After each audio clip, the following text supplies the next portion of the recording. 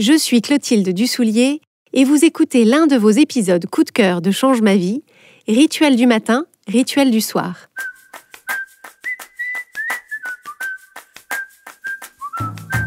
Au mois d'août, Change ma vie reste à vos côtés. Tout au long du mois, on vous propose une sélection de vos épisodes coup de cœur à écouter pour prendre soin de vous et de vos émotions cet été, que vous soyez en vacances, à la maison ou au bureau. Et ce n'est pas tout, on met aussi du soleil dans votre boîte mail. Chaque semaine, on vous envoie l'élan du lundi, un message à lire en 5 minutes top chrono pour démarrer chaque semaine avec clarté et énergie. Pour recevoir l'élan du lundi gratuitement dès la semaine prochaine, rendez-vous sur la page changemavie.com/inscription. Et maintenant, place à votre épisode coup de cœur. Cette semaine, je voudrais aborder avec vous le sujet des rituels du matin ou du soir, parce que c'est un sujet sur lequel vous êtes nombreux et nombreuses à m'avoir interrogé. Vous m'avez demandé, est-ce que tu as une routine de début ou de fin de journée ? À quoi ça sert de mettre en place une routine ou des rituels ? Et est-ce que tu recommandes ? Et surtout, vous m'avez demandé comment les mettre en place, comment s'assurer que ce sont des rituels qui nous conviennent et comment s'y tenir. Donc je me propose, dans cet épisode, de répondre à ces questions. Donc d'abord, on va se mettre d'accord sur l'idée de rituel et ce que je mets derrière ce mot quand je vous en parle. Le terme de rituel, à l'origine, se rapporte à une pratique religieuse, mais je vous en parle ici d'une façon tout à fait laïque, avec cette définition plus large du rituel comme un ensemble d'actions qu'on entreprend de façon régulière, avec un déroulement stable dans le temps, et qui portent une intention et une signification particulières. Et dans le contexte qui nous intéresse, on parle d'un ensemble d'actions qu'on se propose d'entreprendre tous les matins ou tous les soirs, de façon régulière et stable dans le temps, et qui portent une intention ou poursuivent un objectif particulier. Vous avez peut-être aussi entendu le terme de routine, qui est utilisé en fait en anglais pour désigner ces actions, mais pour l'oreille française, le terme de routine a souvent une connotation négative. La routine, ça porte l'idée que c'est quelque chose d'ennuyeux, de mécanique, et donc ça peut rebuter un peu, alors qu'évidemment, le but n'est pas d'ajouter à nos journées des trucs ennuyeux, mécaniques qui nous rebutent. L'idée du rituel du matin et du rituel du soir, c'est de mettre en place dans votre vie un ensemble d'actions que vous allez entreprendre autant que possible tous les matins et ou tous les soirs, parce qu'ils vous aident à bien démarrer et à bien clore vos journées. L'idée du rituel du matin et du rituel du soir part du constat que nous conduisons une grande partie de nos journées en pilotage automatique. Il y a une grande partie de nos actions qui sont habituelles et systématiques, que ce soit le temps qu'on passe à se préparer le matin, que ce soit nos déplacements pour aller travailler, pour aller étudier, pour aller voir de la famille, que ce soit nos loisirs à la maison ou en dehors de la maison, que ce soit le déroulement de nos soirées et le temps qu'on passe à se préparer à se coucher le soir. Donc pour la majorité de ces actions, c'est formidable qu'elles soient habituelles et qu'on les déroule en pilotage automatique parce que ça libère notre cerveau de la charge de prise de décision. Donc c'est, est-ce que je me lave les dents ou pas ? Est-ce que je vais à mon entraînement ou pas ? Est-ce que je vais chercher le petit à la crèche ou pas ? Et donc, on n'a pas besoin de reprendre ces décisions-là à chaque fois. Ça nous permet de recueillir chaque jour le bénéfice de ces décisions et de ces actions habituelles. Ça nous permet de quitter la maison en étant bien réveillé, en sentant bon de partout et avec une bonne santé bucco-dentaire. Ça nous permet de gagner en endurance et en agilité dans notre pratique sportive. Et ça nous évite d'être appelé par la directrice de la crèche parce que le petit Victor attend toujours ses parents. Ce que ça veut dire, c'est que ce phénomène d'action habituelle en pilotage automatique est déjà en place dans nos journées. Et au lieu de laisser ces habitudes s'installer un peu au petit bonheur la chance, on a la possibilité de les évaluer, de les choisir et de les faire fonctionner pour nous, c'est-à-dire au service de la vie qu'on a envie de vivre. Et donc dans ce contexte, l'idée du rituel du matin et du rituel du soir, l'idée c'est de regarder plus précisément ces deux moments clés de nos journées, c'est-à-dire le début et la fin. On va regarder ces deux moments clés et se demander si ce qu'on en fait nous permet de les vivre comme on en a vraiment envie, ou si on a envie de faire bouger les lignes et de choisir une façon plus intentionnelle, une façon qui nous correspond mieux, de débuter et de clore nos journées. Alors pourquoi s'intéresser plus particulièrement au début et à la fin de nos journées ? Tout simplement parce que ce sont les deux moments dont le déroulé peut avoir le plus d'impact sur comment on se sent et donc comment on agit le reste du temps. La façon dont le tout début de ma journée se déroule a un impact significatif sur la façon dont je me sens toute la journée, et donc sur la façon dont j'agis toute la journée, donc ce que je vis ou pas, ce que je crée ou pas, est-ce que j'avance ou pas tout au long de ma journée. Et en serre-livre, la façon dont la toute fin de ma journée se déroule, que ce soit la toute fin de ma journée de travail ou la toute fin de ma journée tout court, ça a un impact significatif sur la façon dont je me sens, dont j'agis et ce que je vis tout au long de ma soirée et de ma nuit. Or, pour beaucoup d'entre nous, il faut bien le dire, ces 2 moments de la journée sont un peu ratés. Le matin, ça peut être des moments de stress, on a l'œil sur la montre, c'est la précipitation, l'éparpillement, l'énervement. Ou alors, ce sont des moments où on plonge directement dans les sollicitations des uns et des autres, dans l'opérationnel, dans l'efficacité, la to-do list, sans prendre le temps de se connecter à soi. Ou peut-être pire, ce sont des moments où on allume dès le réveil les news, ou alors on se connecte aux réseaux sociaux sur son téléphone, et notre cerveau est assailli d'un coup par une masse d'informations, de sons et d'images, ce qui le met en overdrive pour essayer d'analyser et de catégoriser tout ça avant même que vous ayez eu le temps de vous réveiller vraiment. Donc, dans chacun de ces scénarios, qui sont bien évidemment cumulables, on peut faire tout ça en même temps, on voit bien que la journée qui démarre sera plus difficile à mener avec sérénité, confiance et optimisme. En tout cas, si l'objectif c'est la sérénité, la confiance et l'optimisme, on part de loin et il va falloir faire un gros effort, il va falloir vraiment ramer pour redresser la barre. Si on s'intéresse maintenant à la fin de la journée, la fin de nos journées peuvent être des moments de rien de spécial. On laisse filer une heure après l'autre, sans en faire quoi que ce soit de vraiment gratifiant, souvent par fatigue ou par désœuvrement. Ou alors, ça peut être des soirées passées à boucler le dernier volet de ce dernier dossier, à se refaire le film de la journée, en listant tout ce qu'on a fait ou dit de travers, ou à angoisser sur la journée du lendemain. Ou bien parfois, ça peut être des soirées qui sont englouties par les écrans. Donc un épisode de série en appelant un autre, un scroll sur Instagram en appelant un autre, un relooking à la télé en appelant un autre. Et on se retrouve bien plus tard que prévu, le cerveau en ébullition, les yeux rougis de lumière bleue, à essayer désespérément de s'endormir.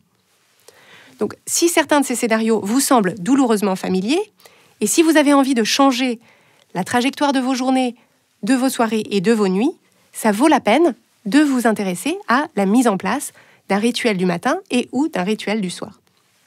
L'intérêt de construire un rituel pour ces 2 moments clés, c'est justement de bénéficier de la capacité du cerveau humain à se mettre en pilotage automatique et, une fois que le rituel est en place, ça permet de vous épargner la charge de la prise de décision. Parce qu'une fois qu'un rituel est en place et que l'habitude est installée, ça devient très facile. Ça devient exactement comme se laver les dents. Il n'y a plus qu'à faire les choses, on n'a plus à hésiter, à se questionner, à tergiverser. C'est notre rituel, on l'a choisi, on aime nos raisons et on crée les bénéfices associés sans effort particulier. Donc une fois qu'on a dit ça, la question devient en quoi peuvent consister ces rituels ? Qu'est-ce qu'il faudrait prioriser ? Donc les questions assez simples pour créer un rituel, c'est notamment, première question, de quoi est-ce que j'ai envie et besoin pour bien démarrer ou bien terminer ma journée ? La deuxième question, le deuxième angle sous lequel on peut prendre ce rituel, c'est quelles actions, en début ou en fin de journée, me permettraient d'incarner dès maintenant mon ou ma future moi, la version de moi qui accorde du temps et de l'attention aux choses qui sont importantes. Et la troisième question, c'est quelles sont les petites actions qui demandent peu d'efforts prises isolément, mais qui auront un effet cumulatif important si je les entreprends tous les jours, régulièrement, pendant longtemps. Donc, c'est autour de ces réflexions que vous pouvez construire un rituel du matin ou du soir, en vous demandant, 1, ce dont vous avez envie ou besoin, 2, en vous demandant ce qui vous permet de devenir chaque jour la version de vous qui vit la vie que vous avez envie de vivre, et 3, en valorisant les petits investissements réguliers de vos efforts qui, mis bout à bout, vont créer des bénéfices significatifs. Les réponses à ces questions vont bien évidemment varier d'une personne à l'autre. Même si on vous a dit le contraire sur YouTube, c'est absurde d'imaginer qu'il y aurait un rituel parfait qui serait pour tous le secret de la gloire, de la richesse et de la jeunesse éternelle. Ce qui importe bien plus, c'est d'adopter le rituel qui vous convient à vous, qui répond à vos envies, à vos besoins et à vos aspirations. Les rituels des autres peuvent vous donner des idées, peuvent vous inspirer, mais si vous les plaquez sur votre vie sans les adapter, vous passez à côté du sujet. C'est donc complètement dans cet esprit, dans l'esprit de vous donner des idées et de vous inspirer, que je me propose de vous donner quelques indications qui pourront vous guider dans la mise en place d'un rituel du matin et d'un rituel du soir qui vous conviennent. Ces indications se basent sur les activités qui sont, d'une façon générale, favorables à l'épanouissement de l'être humain et donc qui sont probablement favorables à votre épanouissement si vous êtes un être humain. Et si vous n'êtes pas un être humain, envoyez-moi un mail parce que je veux vous rencontrer. Donc, d'une façon générale, le rituel du matin va remplir 2 objectifs assez universels. Le premier objectif pour un rituel du matin, c'est de faire en premier des choses qui vous tiennent à cœur, mais que vous avez généralement du mal à faire le reste de la journée parce qu'une chose en entraînant une autre, vous ne prenez pas le temps. Donc ça peut être notamment du mouvement, donc que ce soit du sport à proprement parler, de la marche, mais aussi des étirements, des salutations au soleil, ou juste danser 4 minutes sur une chanson qui vous donne la pêche. Ça peut être du temps pour apprendre, pour nourrir votre croissance, avec par exemple un temps de lecture sur des sujets qui vous intéressent. Ça peut être du temps de connexion avec les personnes que vous aimez, comme par exemple prendre le temps de boire son café avec la personne avec qui on vit, partager un petit déjeuner en famille, ou créer un moment de jeu avec son enfant ou avec son animal de compagnie. L'objectif, en intégrant certaines de ces choses à votre rituel du matin, c'est que ça vous permet d'aborder le reste de votre journée en ayant déjà gagné sur ces plans-là. Quoi qu'il se passe ensuite, vous pouvez déjà être fier de vous parce que vous avez déjà accompli ces choses qui sont importantes pour vous. Le deuxième objectif pour un rituel du matin, c'est de vous connecter à vous-même, de prendre de vos nouvelles et de décider intentionnellement comment vous allez aborder le reste de la journée. Donc ça peut être notamment du temps d'introspection et de réflexion, donc en faisant par exemple une méditation ou une visualisation, ou bien en posant par écrit vos pensées, en vous interrogeant par écrit sur vos objectifs, sur vos avancées, sur vos idées, et en vous posant dès le matin les bonnes questions, comme on vous apprend à le faire dans notre programme de coaching. Et ça peut être aussi du temps de planification, pour regarder la journée ou la semaine qui vient et choisir comment l'aborder de la meilleure façon en vous concentrant sur l'essentiel. Ce temps de connexion à vous nécessite d'avoir 10 ou 15 minutes de calme, sans interruption et sans sollicitation. Donc, selon vos circonstances de vie, et en particulier selon la présence ou non d'enfants dont vous vous occupez le matin, ça peut avoir lieu au moment où vous vous réveillez, ça peut être avant le réveil des autres membres de votre maisonnée, mais ça peut être aussi pendant votre temps de trajet ou au moment de vous mettre au travail sur votre lieu de travail. On a d'ailleurs le droit de morceler, on peut en faire un bout chez soi et un bout en arrivant sur son lieu de travail, ça compte aussi. Ce que je veux souligner, c'est que si l'idée de trouver quelque part dans votre journée 10 à 15 minutes de calme, sans interruption et sans sollicitation, si ça vous paraît relever de la science-fiction, je vous propose de considérer que ça doit être votre priorité numéro 1, de créer et de protéger ce temps, en évaluant sérieusement ce qui fait obstacle et ce dont vous avez besoin pour surmonter ces obstacles. Avoir 10 à 15 minutes de calme, sans interruption et sans sollicitation dans votre journée, ce n'est pas un luxe, ce n'est pas une lubie, ce n'est pas manquer à vos devoirs, c'est un besoin fondamental pour votre santé mentale, c'est un besoin fondamental pour la santé mentale de l'être humain que d'avoir du temps pour faire le point avec vous-même, pour rassembler vos idées et pour vous écouter réfléchir. Donc pour ma part, mon rituel du matin actuel inclut boire un café avec mon mari. En ce moment, on fait un Wordle pendant que mes enfants petit déjeunent. Donc ça, c'est pour la connexion avec les gens que j'aime. Faire des salutations au soleil et ensuite du tapping. C'est une technique dont je vous parle dans l'épisode 124 de Change ma vie. Donc ça, c'est pour le mouvement et la connexion avec moi-même. Et au moment de me mettre au travail, avant de me connecter à quoi que ce soit, je prévois un temps de réflexion par écrit pour bien préparer ma journée, pour me mettre dans le bon état d'esprit, pour pouvoir m'approcher chaque jour de ma vision en utilisant les outils de coaching qu'on propose à travers le programme Change ma vie mode d'emploi. Pour ce qui est maintenant du rituel du soir, il va pour sa part généralement viser un objectif principal, tout aussi universel que ceux que j'ai évoqués pour le matin, à savoir matérialiser la fin de votre journée active ou productive pour pouvoir décompresser, pour vous reconnecter à vous-même et pour vous mettre en condition pour le repos et le sommeil. Donc si c'est la fin d'une journée de travail, c'est très utile d'avoir un rituel de clôture de rideau au moment de vous arrêter de travailler.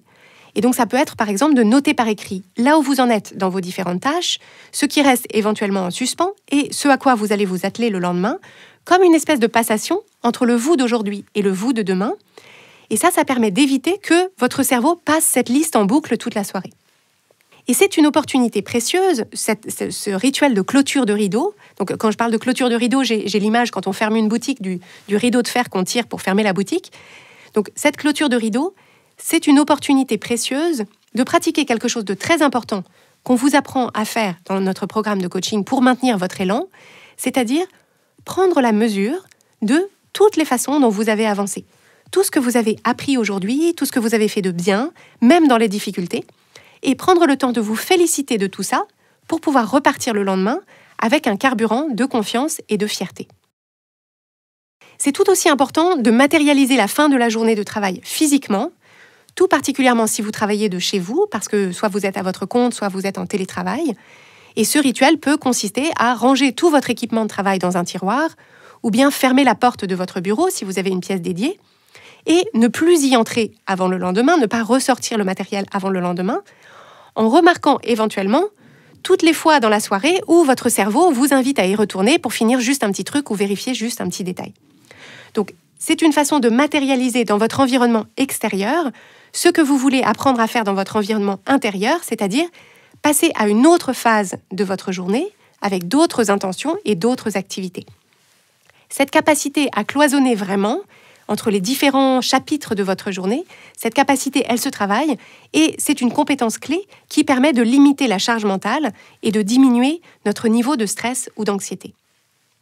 Une autre façon de matérialiser la fin de la journée et de se mettre en condition pour le repos et le sommeil, c'est de s'accorder du temps de plaisir, que ce soit un temps de mouvement doux, comme des étirements ou du yoga, prendre le temps de préparer un repas qui nous plaît et qui nous fait du bien, s'installer dans des vêtements moelleux pour boire une infusion, échanger des massages ou se faire un automassage, prendre une douche chaude, tout ce qui permet de se remettre dans son corps en prêtant attention au ressenti, c'est-à-dire en faisant ça avec présence plutôt que de façon automatique pour cocher la case mouvement ou plaisir.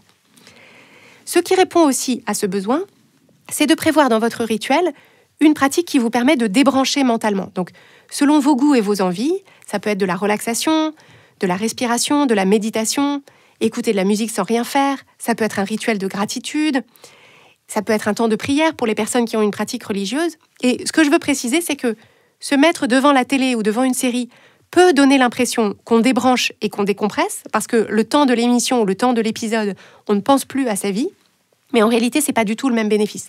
Donc, ça ne veut pas dire qu'il ne faut pas le faire, mais il ne faut pas le faire en pensant que ça vous permet de vous relaxer, parce qu'en réalité, vos éventuels sujets de stress, d'anxiété ou de contrariété attendent simplement la fin de l'épisode et vont probablement se manifester à nouveau au moment de vous endormir. C'est d'ailleurs pour ça qu'on peut avoir du mal à s'arrêter et qu'on enchaîne les épisodes ou qu'on zappe sans but jusque tard dans la nuit, c'est parce qu'on recule le moment où le sujet de stress, d'anxiété ou de contrariété va repointer le bout de son nez.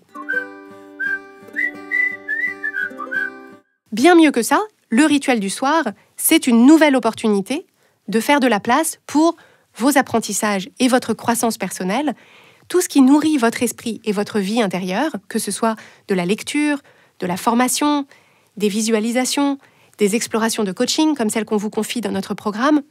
L'objectif, c'est d'utiliser ce moment particulier de la journée pour vous poser de bonnes questions, pour lancer votre cerveau sur des axes de réflexion qui ouvrent vos perspectives, qui alimentent une vision exaltante et radieuse de votre avenir, qui font naître des solutions, qui vous connectent à vous-même, pour que vous puissiez non seulement vous endormir dans d'excellentes dispositions, sereines et optimistes, mais aussi permettre à votre cerveau de consolider ces nouvelles idées et cette nouvelle vision pendant votre sommeil, parce que certaines études montrent que c'est ça qui se passe quand on dort. Donc pour ma part, mon rituel de fin de journée de travail, c'est-à-dire au moment où j'arrête de travailler, c'est d'abord, comme je l'ai évoqué tout à l'heure, de faire le point sur là où j'en suis de mes différents projets, sur mes différents échanges avec mon équipe. Je fais le point sur les points d'attention pour le lendemain pour pouvoir redémarrer le matin suivant en sachant exactement où j'en suis. Et je prends ce moment que j'évoquais tout à l'heure pour mesurer le chemin parcouru dans la journée, le valoriser, un peu comme si j'étais en randonnée et que le soir, au moment d'arriver au refuge d'étape, je retraçais du doigt sur la carte tous les sentiers que j'avais empruntés en mesurant à quel point l'altitude de mon ascension. J'ai besoin de créer ce temps de façon très intentionnelle parce que par défaut, mon cerveau, comme le vôtre sans doute, attire plutôt mon attention sur tout ce qui reste à faire, sur tout ce qui n'a pas bien marché, sur tout ce qui a été plus compliqué que prévu, et donc je prends soin d'équilibrer les temps de parole. Ensuite, comme je travaille de chez moi, je range mon ordinateur et tous mes carnets de travail pour matérialiser la fin de ma journée. Et au moment du coucher, mon rituel, c'est de laisser mon téléphone en mode silence en dehors de ma chambre. Je mets une crème qui sent bon sur mes mains, je lis une trentaine de minutes dans mon lit, et au moment de m'endormir, je fais une visualisation, donc soit sur une situation particulière que j'envisage, soit c'est une visualisation de ma future moi, et je m'endors là-dessus. Donc vous voyez, ça n'a pas besoin d'être très compliqué, ni très long, et je vous ai fait de cette façon un tour d'horizon de différentes possibilités que vous pouvez envisager et qui peuvent vous donner des idées. Mais alors évidemment, je vous rassure, vous n'allez pas nécessairement tout faire tout de suite, et vous n'avez pas besoin de tout faire tout de suite pour en retirer des bénéfices. Vous avez sans doute entendu parler d'un livre qui s'appelle Miracle Morning de l'auteur américain Hal Elrod, qui s'est vendu à des millions d'exemplaires à travers le monde. Et donc, dans ce livre, l'auteur recommande 6 familles d'activités en prenant 10 à 20 minutes pour chaque activité pour aboutir à un rituel du matin qui prend donc au total 1 à 2 heures tous les matins. Alors, il y a des gens pour qui c'est parfait. Ce sont des personnes qui se réveillent à 5h30 et le temps que le reste de la maisonnée émerge à 7h, 7h30 ou le temps qu'il soit l'heure de partir travailler, elles ont déjà accompli des choses extraordinaires et je suis sûre que le reste de leur journée est effectivement un miracle. Le problème, c'est que se réveiller à 5h30, ça ne convient pas à tout le monde. Par exemple, pour les personnes qui ont des enfants petits, qui ne font pas ou pas toujours des nuits complètes, ou alors qui se réveillent justement à 5h30, ça s'est vu, c'est complètement impraticable. Ou alors, si on partage un logement avec d'autres personnes, ce logement n'est pas toujours assez grand pour qu'on puisse se réveiller aux aurores et se mettre quelque part sans réveiller tout le monde. Et surtout, tout le monde n'est pas prêt ou pas capable, en contrepartie d'un réveil à 5h30, pas toujours prêt ou capable de s'endormir à 21h30. Et pourtant, si on change son heure de réveil sans changer son heure de coucher, surprise, surprise, ça raccourcit les nuits et ça mène peu à peu à l'épuisement. J'en connais qui se reconnaîtront en écoutant cet épisode. Donc pour ma part, j'ai remarqué un phénomène saisonnier. Au printemps et en été, je remarque que j'ai besoin de moins de sommeil, je me sens plus en forme et me lever très tôt pour faire du sport et une méditation avant que mes enfants se réveillent, ça me donne effectivement de l'énergie pour toute la journée, ça fonctionne pour moi. Mais l'hiver, c'est le contraire et ce qui me donne le plus d'énergie pour la journée, c'est d'avoir dormi autant que je pouvais. L'autre problème du Miracle Morning, c'est que ce programme, les 6 activités, 10 à 20 minutes par activité, c'est un vrai showstrap pour les perfectionnistes qui, justement, sont nombreux et nombreuses à s'intéresser à l'idée des rituels du matin et du soir. Parce que cette idée de se préparer au succès et à l'efficacité dans leur journée, ça attire les perfectionnistes comme un pot de miel pour un ourson. Je sais de quoi je parle. Mais que font les perfectionnistes face à un conseil comme celui-là ?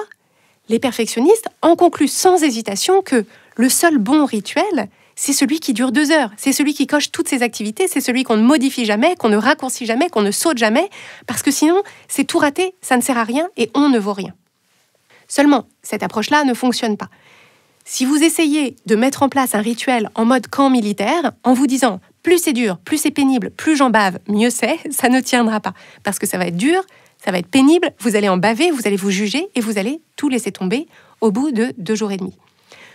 Donc mon approche, et l'approche qu'on vous transmet dans notre programme de coaching pour tous les changements que vous voulez apporter à votre quotidien et à votre vie en général, c'est de mettre les choses en place progressivement, pas à pas, et de créer les conditions de votre succès en faisant beaucoup de place au plaisir, à la valorisation du chemin parcouru et à la fierté de faire des choses pour vous tous les jours, des choses qui nourrissent votre bien-être et qui construisent votre avenir. Et ce qui peut vous y aider paradoxalement, ce sont les remarques des autres. Parce que je sais que c'est justement une réticence assez classique à l'idée de mettre en place un rituel du matin ou du soir. C'est la question, mais que va en penser mon entourage ? Est-ce qu'ils vont comprendre ? Est-ce qu'ils vont me laisser faire ? Est-ce qu'ils vont trouver ça bizarre ? Encore une nouvelle lubie ? Est-ce qu'ils vont trouver que je suis trop rigide ? Est-ce qu'ils vont essayer de me décourager ? Cette réticence-là, je la comprends très bien et je vous propose de la prendre non pas au pied de la lettre, en vous efforçant de faire comprendre votre démarche à votre entourage, en vous organisant pour que ça ne les embête pas trop, en vous en excusant, voire en faisant des trucs en cachette. Donc je vous propose de ne pas la prendre au pied de la lettre, mais je vous propose de comprendre ce qu'il y a en dessous de cette réticence. Ma recommandation, c'est justement de ne pas vous lancer tête baissée dans une campagne de promotion de votre rituel du matin ou du soir pour convaincre votre entourage, mais d'observer avec curiosité et compassion le système de pensée qui est en dessous, ce système de croyance qui vous empêche de faire des choses qui vous font envie, qui vous font du bien, tant que vous n'avez pas l'accord, la compréhension et le feu vert de votre entourage. Parce qu'aller au-devant de leurs interrogations, de leurs remarques, de leurs opinions, c'est trop inconfortable pour vous. Parce que ça, si c'est ça votre système de croyance, c'est ni plus ni moins une privation de liberté que vous vous imposez, tout en rendant les autres responsables de cette privation de liberté. Et donc je vous encourage à observer ce mécanisme et ce qu'il crée non seulement dans votre quotidien, mais dans ses relations. Parce que si ces objections ou ces limitations se présentent ici, quand il s'agit de prendre 10 minutes pour écrire dans un carnet le matin, c'est sûr et certain que vous rencontrez ces mêmes limitations à plein d'autres endroits dans votre vie, dans vos choix, dans vos décisions, dans ce que vous vous autorisez à faire ou non. Et le meilleur cadeau que vous puissiez vous faire, ce n'est pas d'éviter ces mécanismes en revoyant vos ambitions à la baisse ou en faisant les choses en cachette. Le meilleur cadeau que vous puissiez vous faire, c'est de dénouer ces mécanismes. Parce que vous avez le droit de vous sentir vraiment libre dans votre vie, de disposer de votre temps comme vous en avez envie. Vous avez le droit de faire les choses que vous avez besoin et envie de faire, ouvertement, tranquillement, sans vous faire tout petit ou toute petite, sans vous sentir obligé de vous justifier, sans vous excuser d'avoir vous aussi des priorités, des projets, des envies, et besoin de temps et de ressources pour les poursuivre. Dans le programme de coaching Change ma vie, on vous propose toute une thématique qui est dédiée à la dynamique de vos relations avec les autres. Et à travers cette thématique, on vous confie plus spécifiquement les outils pour comprendre les mécanismes que je viens d'évoquer et faire évoluer la dynamique de ces relations qui sont les plus importantes pour vous, pour que vous puissiez vous y sentir libre, authentique et engagé. Donc si c'est quelque chose sur lequel vous voulez avancer, vous avez la possibilité d'activer cette thématique dans le programme Change ma vie mode d'emploi. Et le mieux, pour mettre en lumière les freins auxquels vous avez affaire, c'est justement de vous lancer. L'enjeu pour mettre en place un rituel du matin ou un rituel du soir, c'est comme pour tout ce que vous voulez créer dans votre vie, l'enjeu c'est simplement de commencer. Donc parmi les différentes propositions que j'ai évoquées, ou celles que vous pouvez vous-même imaginer, laquelle vous fait le plus envie ? Laquelle de ces activités aurait le plus d'impact pour vous si vous choisissiez de lui dédier 10 à 15 minutes chaque matin ou chaque soir ? Et ensuite, vous allez vous proposer de mettre en place juste cette action. Pas 4, pas 12, juste cette action à un moment qui vous paraît judicieux dans votre journée. Un moment qui s'y prête bien, un moment où ce sera facile de vous y tenir. Donc par exemple, prendre 10 à 15 minutes en arrivant à votre bureau pour noter par écrit ce que vous avez dans la tête, ce qui vous préoccupe et identifier l'essentiel pour la journée. Vous allez faire un suivi des jours où vous le faites, vous allez remarquer les bénéfices que vous en retirez ces jours-là et vous allez vous féliciter à chaque fois que vous le faites. Et une fois que cette première action vous semblera bien en place, quand vous vous sentirez stable dans ce rituel, c'est fort ou forte de ce premier succès que vous allez ajouter, si vous le souhaitez, un deuxième temps à votre rituel du matin, puis un troisième ou passer à un rituel du soir. Le plus important, c'est de vraiment comprendre que si vous le faites, c'est pour vous, pas pour éviter d'avoir des ennuis avec la police des rituels. Il faut que ça vous fasse plaisir, il faut que vous en soyez fiers, il faut que vous valorisiez les bénéfices que vous vous offrez. Si vous voulez mettre ça en place et installer ce rituel dans la durée, il faut que vous l'envisagiez comme un cadeau que vous vous faites, comme un rendez-vous avec vous-même que vous n'avez pas du tout envie de rater. Pas du tout envie de rater, mais que vous êtes libre, néanmoins, de sauter, de reporter, de modifier, pour des raisons qui sont bonnes pour vous, sans vous auto-flageller. C'est par exemple si vous êtes en déplacement, si vous êtes malade, ou tout simplement au fur et à mesure que vos envies, vos besoins, vos possibilités évoluent, vous avez bien évidemment le droit de raccourcir, de modifier, d'arrêter tout ou partie de votre rituel. Vos rituels sont comme vous, ils sont vivants, ils sont libres, et je me réjouis pour vous des belles choses que vous allez vivre et créer dans vos rituels du matin et vos rituels du soir.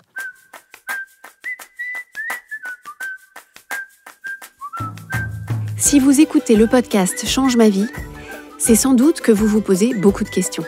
Qui vous êtes vraiment ? Où vous en êtes ? Et est-ce que vous faites les bons choix ? Vous êtes sans doute une personne sensible, avec beaucoup d'émotions, qui vous encombrent parfois. Vous avez toujours à cœur de bien faire et vous vous mettez beaucoup la pression. Mais vous vous apercevez que ce mode de fonctionnement hyper exigeant vous coûte cher.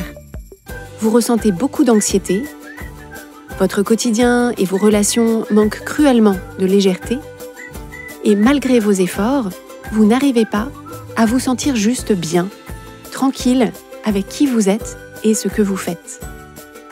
À force d'être dans votre tête tout le temps, vous passez à côté de la vie épanouie et alignée que vous pourriez vivre dès maintenant. Si vous vous reconnaissez dans cette description, sachez que je vous comprends à 1000% et que le coaching Change ma vie va vous aider comme il a aidé les milliers de personnes qu'on a déjà accompagnées. En rejoignant le programme de coaching Change ma vie mode d'emploi, vous allez ressentir dès le début le soulagement immense de savoir que vous n'êtes pas seul et qu'il y a des solutions simples pour retrouver votre sérénité et votre énergie. Avec l'équipe des coachs certifiés Change ma vie, on sera à vos côtés au quotidien pour construire avec vous un plan d'action concret qui vous permettra de dissiper enfin le brouillard et les doutes, de savoir clairement ce que vous voulez et d'oser aller le chercher. Pour en savoir plus sur le coaching Change ma vie et comment vous inscrire, rendez-vous sur changemavie.com/coaching.